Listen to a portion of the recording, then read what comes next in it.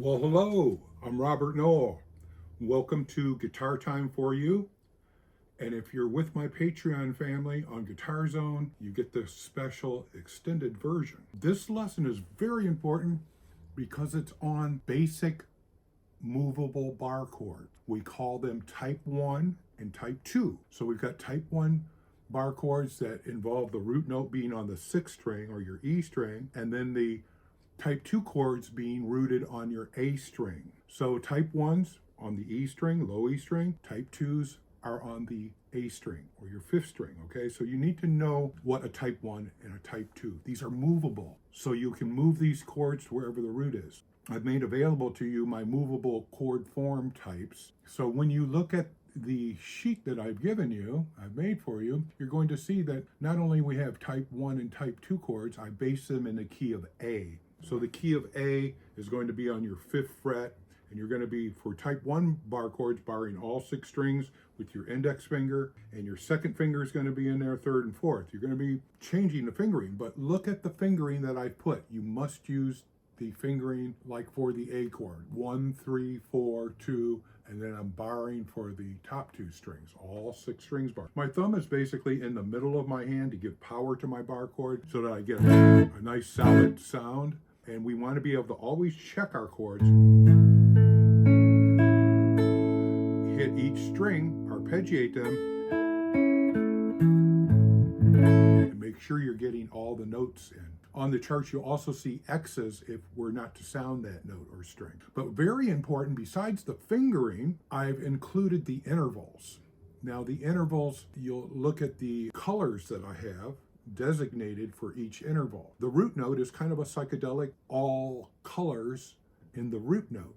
Means in your A chord, you're gonna have 3 roots, your A, and your A. So you should see that on the very first chord diagram. I also have minor thirds, kind of a bluish green color. The major thirds are a yellow. The green would be your perfect 5th. Your major 6 would be an orange, yellow, and then your minor 7 or dominant 7 is a blue, major 7 is a purple, and then a major 9 would be like a red or a red-orange. So you want to look at those colors because I'm designating the warmness with yellow, the coldness with bluesy with blues, and the warm colors are red, orange, and yellow. Perfect 5th to me is organic, it's green. To have a chord, you have to have a root, you have to have a 3rd, either it's major or minor, and you have to have a perfect 5th. This study is not about inversions today because we can take those 3 notes and put the 3rd in the bass or the 5th in the bass, and we have different inversions. We don't want to do that today in another lesson. But today we want to learn to move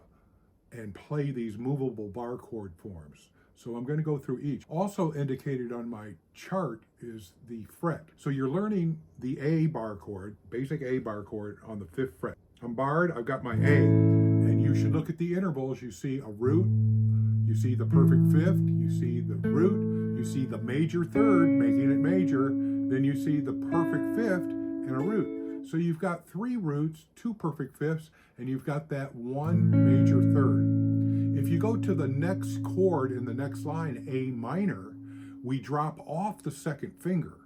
And when you drop off the 2nd finger, you get the minor chord. Major, minor, major, minor. So we dropped off the major 3rd to the minor 3rd. Big difference. 2 whole different worlds there, okay? Well, we go back to the A bar chord, and we want to make sure that we're getting a good sound on that chord. Now, what we're going to do is drop off the 4th finger. When you drop off the 4th finger of the A chord, you get the dominant 7 or minor 7, the blue. So it's a very serious A7. So A7's wonderful. You need to see where that 7 is. It's on your D string. We also had an A7 add 7. If I put my baby finger up on the 8th fret, still barring the same chord, the A7, now I have what's called A7. I call it an add 7. It's still an A7 now. So in this chord, you have root, 2 5ths, you have 2 7s, 2 roots, you have 2 perfect 5ths, and you have the major 3rd. So if I take that A7 or A added 7 and I drop off the second finger, now I get the minor 7. So with just my first finger, third finger, 1, 1, 1, 1, we have the beautiful A minor 7. So now you've still got the 7 in there, the dominant 7 or minor 7, but you've got the minor third instead of the major third. Very important you see that. And we can also, just as we did with the A7, we can add the baby finger and have an A minor added 7. A minor 7 added 7. 7 add 7. Now you'll also see on these charts that I have on the top line the 4th chord. If I was to take that baby finger and move it in 1 fret, so now it's on the 7th fret B string, and what I've added is I've added the major 6. So I get this wonderful. So we still have a root, we have a perfect 5th, we have a dominant 7, we have a major 3rd, making it major. Now we have the major 6 and another root. So you might want to practice going from added 7 to major 6. You might, major 6, major 7. You might want to go A7 and this adding the major 6. Now when we add that major 6, when you learn to use your scales to know, understand, and see your intervals, 1, 2, 3, 4, 5, 6, 7, 1, 1 can be 8. So if I continue from 8, that would be 8, 9, 10, 11, 12, 13. So therefore, you'll see this chord a lot of times written as an A13. A7-6 or A13. Both are appropriate. Your A7, your A added 7, your A6, or your A13. Same thing with your minor, your basic minor chord. And then you've got your minor 7. Then you've got your added minor 7. And then we could also still add that 6, but we get a really weird chord. This isn't on your chart, but you could have a major 6 or a minor 6. But as you see on the chart I've given you, we've taken that 7 and put it up on the major 2nd. We also call that 1, 2, 3, 4, 5, 6, 7, 8, 9. I put my baby finger on the 9 and you can see that's, I've got it like as a red orange or red. There's your A7-9. Now we could have the minor chord and you've got your A minor 7-9 because you still got the dominant 7 and now we've added a 9.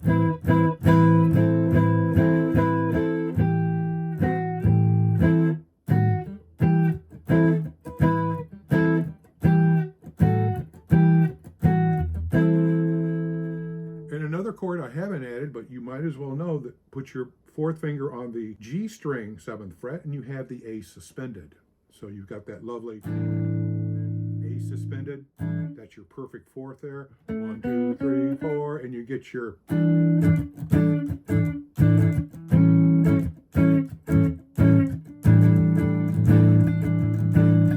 So all of these chords are movable. Move them down to G, you've got your Gs. G13. And your G minor 7, your G minor added 7, your G straight minor, G minor 9, or if you were to move to F, or up to B on the 7th fret, C, 8th fret, D, E. It gets a little tighter, the compensation, as you get up here. You have to, really work on getting your fingers tight and work on getting the sound. Hearing all the notes. So those were type 1s because the root was on the 6th string or the E string. But if you look at these chords, your roots also, you have a middle root and you have a top root. So by moving the top root or low root, we're getting what we call a type 1 chord. Now the type 2s are with the root on the A string. So your type 2 chords were on the chart I've got, we do them in the key of D. So we're still saying in this form 2 area, actually D would be based off what we call a form 5, your form 5 scales and arpeggios. Here we have your D, and if you analyze it, look at the intervals, you've got a root, you've got a 5th, you've got another root, and then you've got the major 3rd. So that's basically just a 4-note chord. Remember to look at the X's, because you don't want to strum that. You only want to be barring 5 strings. And you don't want to be hitting the 6th string E or the top E string. It's just those middle 4 tones. So you need to study your intervals, study your fingering, and then if we add the 3rd finger on one note and your 4th finger here on the 7th fret, you get your D7. Now the D7 can be a 5-note strum. You could strum it only 4 notes or 4 strings, but you are allowed to hit that top note on the top. It gives you another perfect 5th. Then we have another D7 where you're barring not only the 1st finger, but you're barring your 3rd finger, and you get this top note, which is another 7. Look at the intervals. And if I take that 7 off to my 3rd finger barred on 4 strings, I get that lovely sound of a major 6. So it's a D6, D7, here's another D7, put your 7 up there, and now we've got a D6. And then we've got a really warm chord. I love the major 7 chord. You can see the purple identifies where the major 7 is. So you have the root, you have the 5th, and then you got your, yeah, that would be your major 7, your 3rd, and your 5th. So you've got that beautiful major 7 sound. We go to the next line, you've got your basic D minor.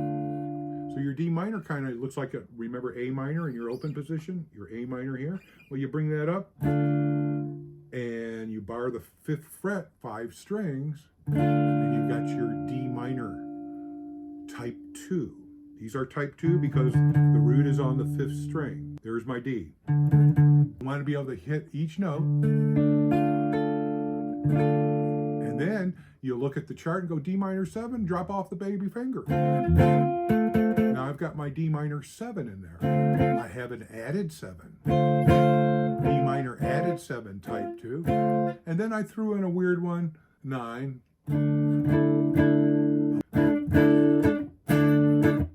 Your D minor, your minor 7s,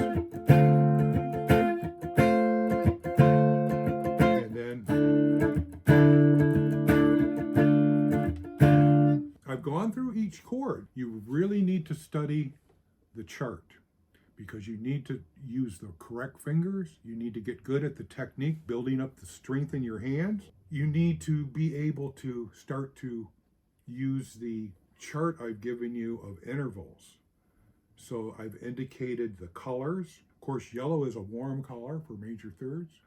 A light blue would be a minor, or a dark blue would be a minor 7 or dominant 7, kind of a blue tone, right? And then we've got the yellow for major, the orange for major 6, and the red for major 9, and purple for that 1 major 7 chord I've given you. You need to see them, you can eventually start getting.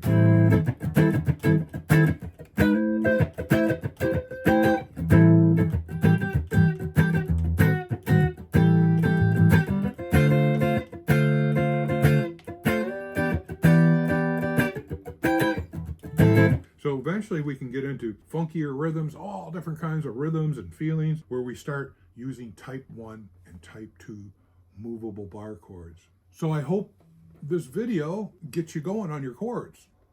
If you're an intermediate or advanced student, well, there might be a few things I've done here that maybe you'll go, oh, okay, yeah, I know this, or okay, I get the idea of what you're doing here, Robert. Beginning students, basic students, when you're really learning about chords and moving chords and rhythms, you have to be able to associate what we call a type 1 bar chord and a type 2.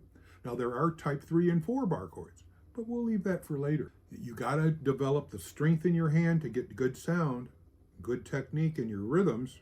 You need to practice, but you need to have the chord sounding good. You need to be able to move it and get good quality sound on all of your chords with the right amount of notes, depending on the type of chord and the intervals. And then later on you can get into techniques of hammering.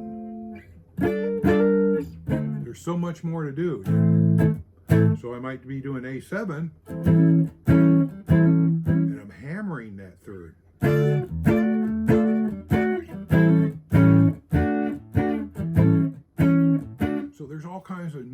different techniques that you'll find in my lessons here. So once again, make sure you hit the subscribe button.